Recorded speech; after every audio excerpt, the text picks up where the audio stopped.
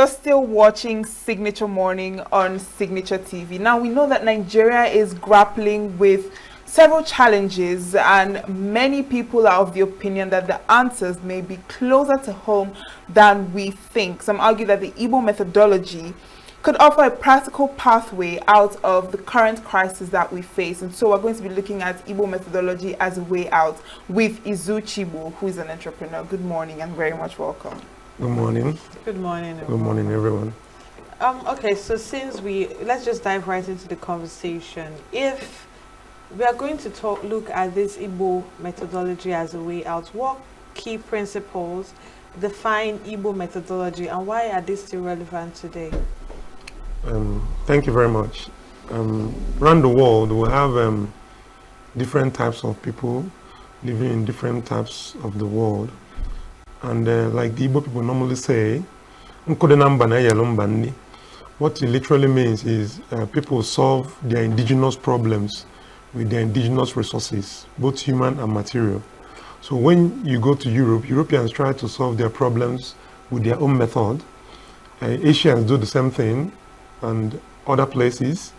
And before we, historically, I'm a historian, and most of the African and Igbo history is written by foreigners who began our history from slavery, but we had their history before then.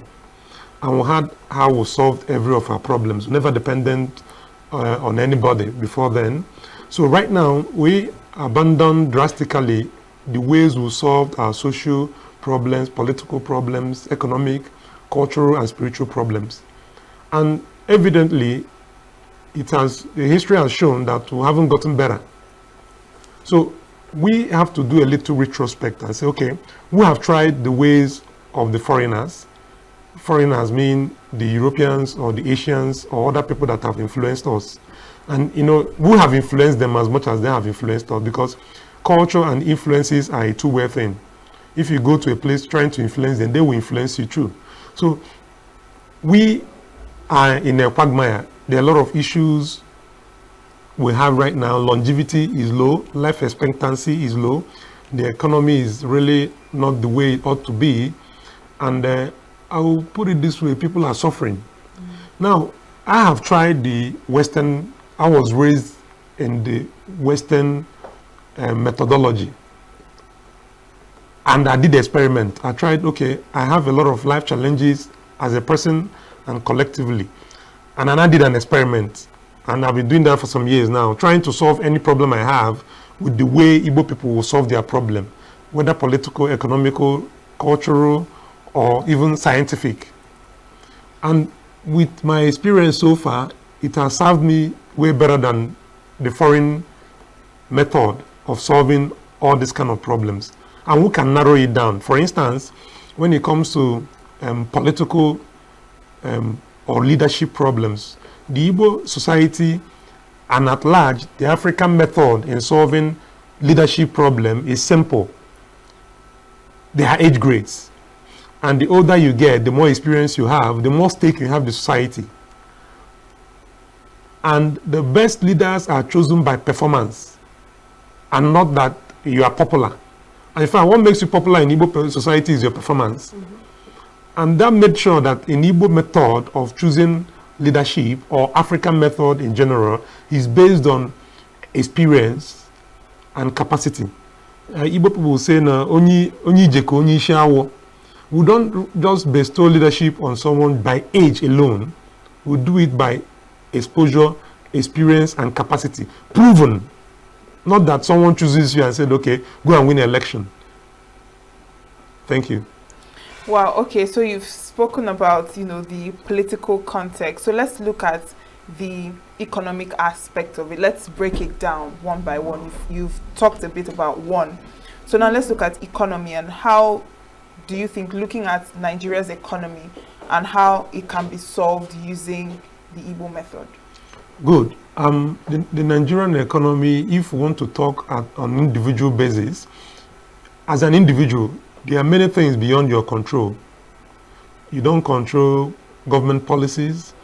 You don't control many things. You don't have the capacity, like leadership. If you're not the governor, you're not the president, you're not in the House of Assembly, these people influence how business can go for you as an individual. So as an individual, what do? You try to control that which is within your reach. And in the Igbo method, one of the most proven and most successful Igbo apprenticeship systems, which has been discovered by other people. This is what we've been doing from time immemorial, where a young man, a young woman is raised in a particular craft by a master who teaches him the nitty-gritties of that craft and who guides him until he becomes a master of his own. And then we'll have more non-known, non-conventional Igbo method of solving your economic problem, because whenever you come into business, you're going to face challenges. But we'll have many other ways Igbo people cope challenges. For instance, most people call it Igbo or Ichwaja. These are ways of driving away bad business decisions from you. And, you know, this could be a bit tricky.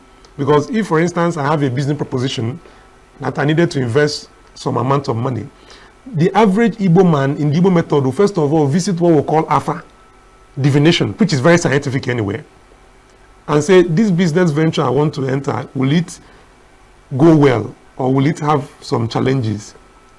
Afa, for instance, will tell you, this business venture is wonderful, but it will have so challenges. What will I do to curb it? This is not religion, actually, but people think it's real, but it's observable truth, it's scientific. Because religion is, religion contradicts. My concept of God, for instance, is not the same concept of God of a German or an Indian or a Japanese. However, when it comes to science, which what Igbo people do, what we do is pure science. Science is the same. If you say 1 + 1 in Nigeria, it will give you 2. Go to America, it gives you 2. If you add acid and base, it will give you H2O. Go to Japan, do the same experiment, the same thing. So science tends to collaborate. So the Igbo Alpha system is scientific. And Igbo people use it to say, okay, this is my business venture. Will it go well or not? It will say, okay, Alpha will tell you based on calculations, because this is like more like a time traveling. Based on this, if these things are this or that factor is this, it will give you this. Or this business venture is bound to fail. For instance, I want to import or export some goods, and then there will be turbulence by the period I want to export, and maybe there will be shipwreck. Alpha will be able to tell you there will be a shipwreck in this period you want to make this shipment. Slow down or go faster so that you can escape this particular odachi, which is misfortune. This is one of the examples we have been using. A lot of Igbo people who might not admit it, and other African people use. Even the Western world do a lot of divination to determine what the future holds. Like in coming 2026, a lot of people, a lot of powerful business people around the world are already doing divination on what 2026 has in store for businesses. And they are positioning themselves to be able to escape whatever adverse condition that might be and make the most of the economic year. But how accurate is this AFA or divination process? Because, I mean, we've also heard of cases where it turns out the other way. AFA is completely 100% accurate. The challenge is the interpreter. He might interpret wrongly. I accept that there are cases where who interprets might interpret wrongly. And the only way I can tell you how accurate AFA is practically, which we can't do on air right now. Thank you. Okay. Thank God we identified that. So how can the Igbo youth actually tap into these indigenous methodologies to build a resilient future? We have custodians of our methodology, and they are spread all over Igbo land, all over Africa, and all over the world. It's left for the individual to seek out. And there is a saying, when the student is ready, the master shows up. So it's an individual thing for them to seek the Igbo method, the African method, the Yoruba method in trying to solve their own, because your problem you have is indigenous. And it is through indigenous method that you can actually solve them. This topic is actually broad, if we should write a book, we will have to write multiple volumes to explain this. So whatever we are saying is synopsis. Okay. Now, we see that there is a moral decline, and we know that that moral decline is seen as the root of every other vice like corruption, insecurity, public mistrust, and the rest. So, bringing it down to the Igbo methodology or the Igbo philosophy, what exactly is it about the Igbo philosophy that can handle this issue of moral decline and in being incorporated into modern times or modern day Nigeria? Thank you. This aspect of moral decline has to do with the social and cultural aspects of the society. And in the Igbo method, which is has been forgotten by most, people are raised with the concept of ofonogu, justice and fairness. However, along the line, when we abandoned the Igbo methodology and started adopting other manner of foreign methods, we abandoned the concept of ofonogu, justice and fairness. So most people don't even ask an average Igbo young person, what is ofonogu? They don't know. They don't understand the concept. So a lot of emphasis has to be made and sensitization to remind our people, the Igbo people and the African people in general, how we consider a coherent society. And one of the rules of ofonogu is onye mali ihe ga-eso punye menya. When you know this is wrong, don't just do it, whether anybody sees you or not. That's integrity. In the Igbo system of growing in hierarchy, there's what we call ichi. And one of the masquerade initiation cults, and when it comes to women, the women has their own cult, which is Umuada and Ugugwokbo cult. In the essence of all those cults and rites of passage is to teach you the concepts of ofonogu and how to exist in this gross material plane without hurting other people or other things around you. An example, in the Ichi system, the moment Ichi Lozo, you become an Ozo titled man, and Ichie, Ezani, or Dibia, you must not lie. Igbo people will say, Afunze Bioku.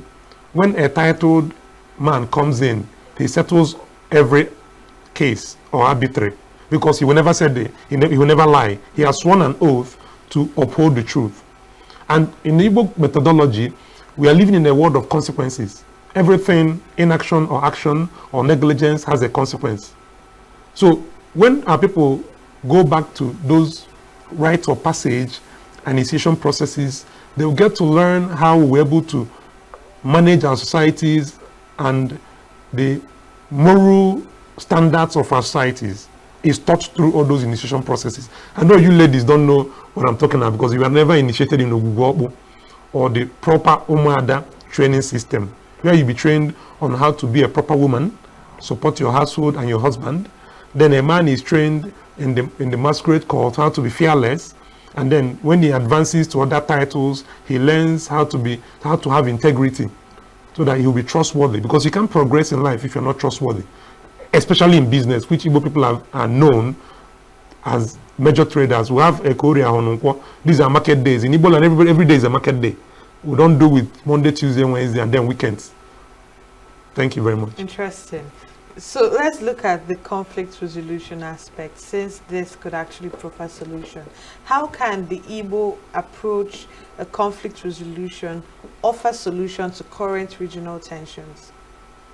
That's a bit tricky, in the sense that the world we live now isn't the world we lived before, and you must recognize the fact that things have changed. There is modernity, and bear in mind, modernity doesn't necessarily mean progress. Things were way better before now than currently. So if we want to solve the regional tensions, we can't just solve it within. There are a lot of external factors at play. So we must find a way. This will require another form of brainstorming. The brainstorming isn't that the problem doesn't have a solution, but how to implement that solution is another ball game. Thank you. Do you think that the Igbo idea or the Igbo way of life has a place in modern day education? Looking at our education system in Nigeria, where do you think that this Igbo methodology fits in and can help? In every aspect. The modern education system, I'm very sorry, has a lot of limits. The way it is designed, you are designed to serve. You are designed to work. You're not designed to, to maximize your potentials. They'll tell you, get into the institution, learn. What they're literally teaching you is just how to be a laborer that helps the capitalist system, right? So the Igbo method comes in because in as much as Igbo people are capitalists, we are equally individualistic when it comes to business. Every father, every master prays and hopes that and trains his subject that they will get to a point they will be more than him. That's not the Western system. So the Igbo method, just like I said earlier, is individualistic. Every individual must go home and find out how their society, how their community solves all their problems. The way we solve our problem in my place isn't the same way you solve yours. It's not a one-size-fits-all. So individually, is a call for every Igbo person, every African person to go home and say, and ask people around, how do we solve this kind of problem? We have solutions for every kind of problem or challenge, because nothing is actually new under the face of the earth. Any challenge we're having right now had existed, even in more terrifying level. So I advise everyone to go home, find out what is the method will solve health challenges, social challenges, cultural challenges, economic challenges, and political challenges. The greatest challenge right now, if we want to talk holistically, is how to synergize. That's where the greatest challenge is. Then how to be able to fit in with the existing methods. Most of them are foreign, and put them together and find a way to make them work, because we are now in the modern world. We have to adapt or perish. Okay, so let's look at what practical steps can the government and communities also take to integrate the indigenous Igbo system into modern policy? I wish I'm in government, or I'm the governor or the president. You would have done that a long time ago. I will be able to give you a proper answer. Whatever I say now might not matter, because I'm not the governor or the president. The people in government have to figure it out.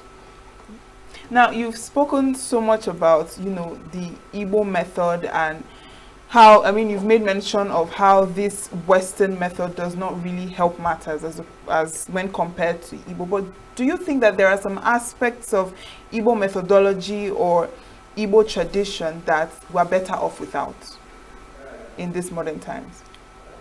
Well, things change. And if a method doesn't serve you anymore, it is logical that you put it aside, because survival of the fittest is actually survival of those that can adapt the most.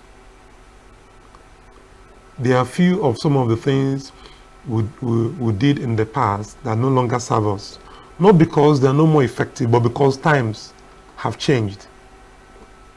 So individually, you have to, for instance, I'll give you maybe a few examples. Like when I was a kid in my maternal home, when you travel and you come home with lots of load, maybe you went for a trade, then you get home and then it's late and you can't carry most of those things to your household.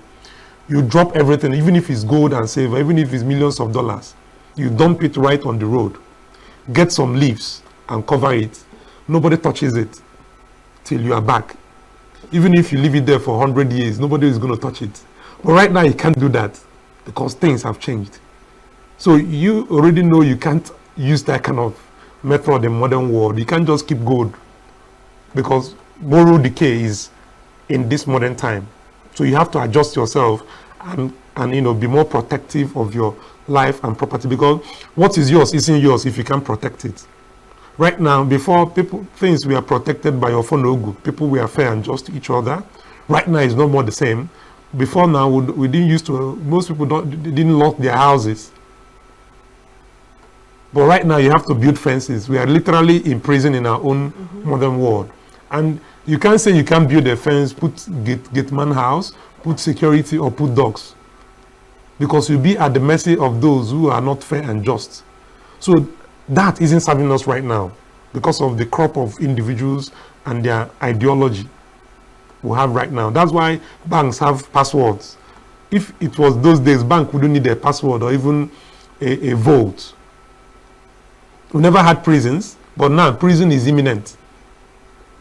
So these are just the few examples I can give. They are endless. Okay, can we be a little more practical in this solution bringing? We have cases of insecurity in Nigeria. You know, just 2 days ago or yesterday or so, 25 girls were abducted in Kebbi. Let's say that we have to use the Igbo method to solve some of the problems we have in Nigeria. Let's pick one particular issue, and how would this actually help in resolving this particular situation? Kebbi is not Igbo land. No, it happens in Nigeria. Exactly. You know, so if we're applying Igbo methodology to these issues that are, it could be anywhere. Kebbi should find a way to solve that. There is a Kebbi methodology, I think. So are you saying we can't use the Igbo methodology to also advance it in other places? Of course, but Kebbi has their methodology. Igbo methodology can be exported if Kebbi doesn't have a methodology in solving their problem. If it's exported, then what is the... We have not even fully integrated it in modern world, much more exporting. You have to, and it's no normal map. Charity begins at home. Let's focus on solving our own problems. And I believe, I trust that Kebbi people have their own method, ancient method. Kebbi is not a recent group of people that have been there. They must have a way of solving this. If a kidnapping happens in Igbo land, there are many methods to solve that problem. So what are the methods? Like kidnapping happen in Igbo land very often. Be sensitive, please. Thank you. All right then. So integrating this Igbo methodology into national development, or just looking at it holistically now, what would you say can be done? Okay, let's bring it down to Southeast, where we are all Igbos. You know, it's an Igbo area. So how can we bring in this methodology in the Southeast to improve the Southeast region and Southeast development? Yeah, there are many ways, but the number one, we must agree to apply Igbo method collectively, because we are not talking about the collective. If I can decide to solve my own personal problem with Igbo method, but I can decide for Southeast, everybody, or even you. The first step is, if proper sensitization are done, we can collectively decide, the leadership, the current political leaders, business leaders, captains of industry, and other leadership categories, to collectively decide, the majority, everybody mustn't decide, to change the course of a nation. You don't need all the members of the nation. Less than 0.5% does it. Until that the critical mass of the population decides to do it, the agreement and the acceptance is number one. If we agree, it's already done. So finally, before we wrap up this conversation, generally speaking, looking at the youths in Nigeria, particularly the Igbo youths, what core Igbo values do you see that is missing among the youths, and what can be done to revive those core values within them? Ofonogu, I mentioned it earlier, fairness and justice.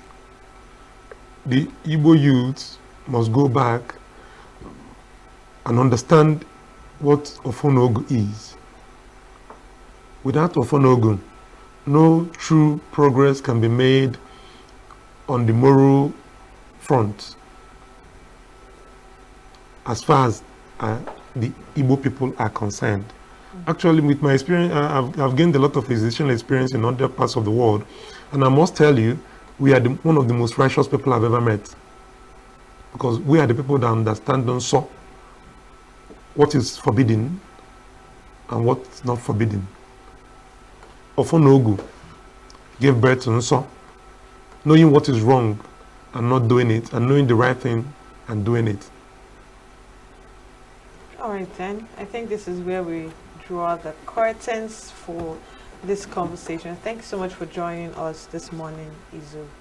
Thank you so much for joining. I learned a lot from you just listening to you. Then you pay tuition fee at the end of the day. Of course, I'll pay that later. All right, then. Thank you for joining us. Thank you very much. Our conversation was on the Igbo methodology as a way out. You know, preferring solutions to whatever problem we have. Of course, our guest is Izu Chibo, who is an entrepreneur and joined us in the studio to have this conversation and enlighten us on the so many things that we have probably missed out growing up. Thank you so much once again. We'll go on a short break and we will be back.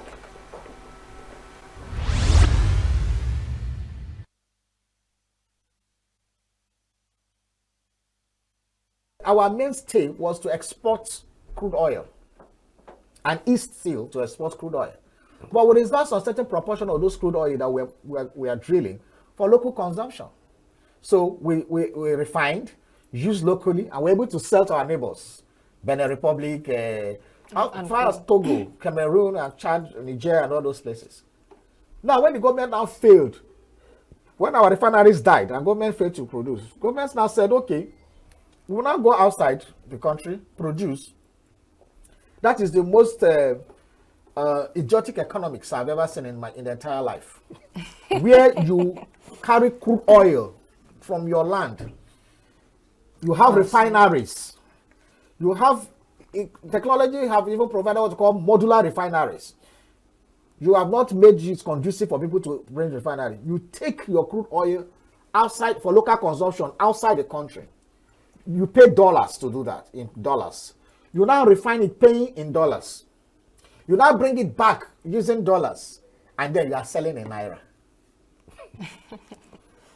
Therefore, the differentials in the financial outlay was too much. So the government asked, okay, we'll subsidize. You know, that is one of the craziest things that happened to us. We subsidize because of your inability. Meanwhile, people every day, we see the Nigerian military, joint task force, going to Niger Delta, saying that burning down illegal refineries. What does that suggest? It suggests to you that the technology of refining crude oil is simple. If people can do it in the creeks in their backyard, if people can do it back of their kitchen, during the Biafra war, there were mobile refineries where were moving it and producing fuel for their armory, for their vehicles and everything. So it's not rocket science to refine oil. So why is Nigeria not refining oil?